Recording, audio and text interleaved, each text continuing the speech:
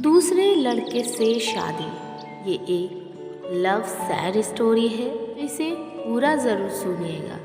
इस स्टोरी से भी आपको बहुत अच्छी सीख मिलने वाली है। लड़की अपने बॉयफ्रेंड से पूछती है, अच्छा किसी दूसरे लड़के से मेरी शादी हो जाए तो तुम क्या करोगे? तुम्हें भूल जाऊंगा। लड़के ने बहुत छोटा सा जवाब दिया। ये सुनकर लड़की गुस्से में दूसरी तरफ घूमकर बैठ गई।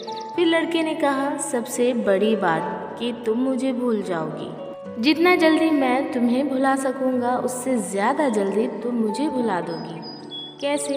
लड़की ने पूछा।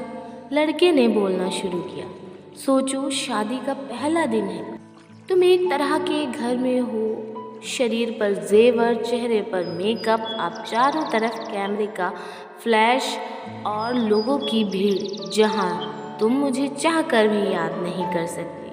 और मैं तुम्हारी शादी की खबर सुनकर दोस्तों के साथ कुछ ऊट पटांग पीकर किसी कोने में पड़ा रहूँगा। और फिर जब मुझे होश आएगा तब मैं तुम्हें धोखेबाज बेवफा बोलकर गाली दूंगा। फिर जब तुम्हारी याद आएगी तो दोस्तों के कंधे पे सर रख कर के रो लूँगा। शादी के बाद तुम्हारा बिजी टाइम शुरू, फिर तुम अपने पति और हज़ार तरह की रस्मों को निभाने में बिजी रहोगी। फिर कभी कभी तुम्हें मेरी याद आएगी जब तुम अपने पति का हाथ पकड़ोगी, उसके साथ बाइक पर बैठोगी और मैं आवारा की तरह इधर उधर घूमता रहूँगा, जैसे ज़िंदगी का कोई मकसद ही नहीं। और अपने दोस्तों को समझाऊंगा कि कभी प्यार मत करना, कुछ नहीं मिलता, जिंदगी खत्म हो जाती है प्यार के चक्कर में। कुछ वक्त बाद तुम पति के साथ हनीमून पर जाओगी, नया घर होगा, शॉपिंग होगी, नई जिम्मेदारियाँ।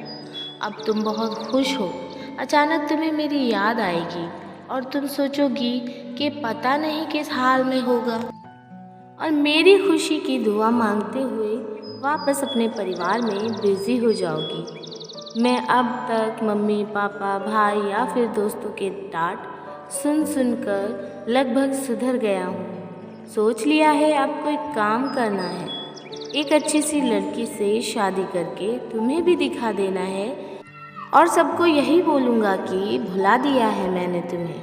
लेकिन तब भी मैं तुम्हारे मैसेज को आधी रात को निकाल कर पढ़ूँगा और सोचूंगा शायद मेरे प्यार में ही कुछ कमी रह गई थी जो तुम्हें पा ना सका। फिर अपनी तकलीफ़ को कम करने की कोशिश करूँगा। 2 साल बाद अब तुम कोई प्रेमिका या नई दुल्हन नहीं रही, अब तुम माँ बन चुकी हो। पुराने आशिक की याद और पति के प्यार को छोड़कर तुम अपने बच्चे के लिए सोचोगी। अब तुम अपने बच्चे के साथ बिजी रहोगी। मतलब अब तक मैं तुम्हारी ज़िंदगी से परमानेंटली डिलीट हो चुका हूँ। इधर मुझे भी एक अच्छा काम मिल गया है, शादी की बात चल रही है और लड़की भी पसंद हो गई है। अब मेरा बिजी टाइम शुरू हो गया और मैं तुम्हें सचमुच भूल गया हूँ। अगर किसी जोड़ी को देखता हूँ तो तुम्हारी याद आ जाती है, लेकिन अब तकलीफ़ नहीं होती।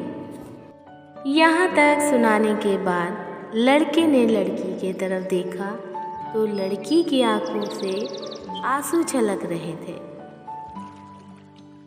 लड़की भरी आंखों से लड़के की तरफ देखती है, दोनों बिल्कुल चुप हैं पर आंखें बरस रही हैं।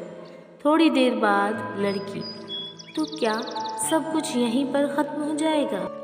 लड़का, नहीं, किसी बात पर जब तुम रूठ जाओगी अपने पति से किसी बात पर, लेकिन तुम्हारे पति आराम से सो रहे होंगे पर उस रात तुम्हारी आंखों में नींद नहीं होगी। और इधर मैं भी अपनी पत्नी से किसी बात पर खफा होकर तुम्हारी तरह जागूंगा। पूरी दुनिया सो रही होगी, सिर्फ हम दोनों के अलावा। फिर हम अपने अतीत को याद करके खूब रोएंगे, एक दूसरे को बहुत महसूस करेंगे, लेकिन इस बात का भगवान के अलावा और किसी को पता नहीं चलेगा। बस इतना कहकर वो दोनों रोते हुए एक दूसरे के गले लग जाते हैं। ये कहानी यहीं पर ख़त्म होती है। आप अपने कमेंट में लिखना मत भूलिएगा कि आपको ये कहानी कैसी लगी है। हम आपको मिलेंगे एक और ऐसी ही दिलचस्प स्टोरी में। तब तक के लिए धन्यवाद। Thank you so much for watching.